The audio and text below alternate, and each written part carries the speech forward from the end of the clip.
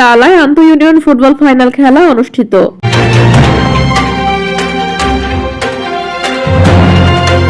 আসসালামু আলাইকুম দর্শক, সকলকে আমন্ত্রণ জানাচ্ছি বিবিআর নিউজ সংবাদে। তালায় আন্তঃ ইউনিয়ন ফুটবল ফাইনাল খেলা অনুষ্ঠিত।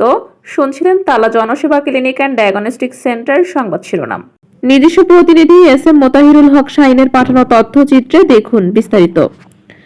জুলাই আহত শহীদদের স্মরণে তালায় আন্তঃ ইউনিয়ন ফুটবল টুর্নামেন্ট ফাইনাল খেলা অনুষ্ঠিত হয়েছে।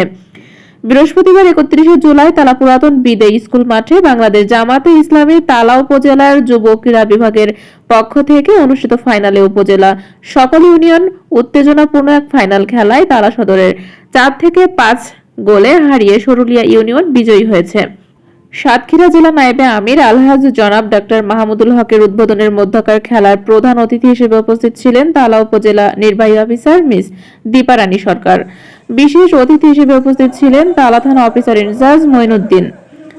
উপস্থিত ছিলেন তালা উপজেলা জামাতে আমির মাওলানা মফিদুল্লাহ, ইসলামকাঠি ইউনিয়ন পরিষদের চেয়ারম্যান অধ্যাপক গোলাম ফারুক, বাংলাদেশ ইসলামী ছাত্র শিবিরের সাতক্ষীরা জেলা শাখার সাবেক সভাপতি মোহাম্মদ খোরশেদ আলম।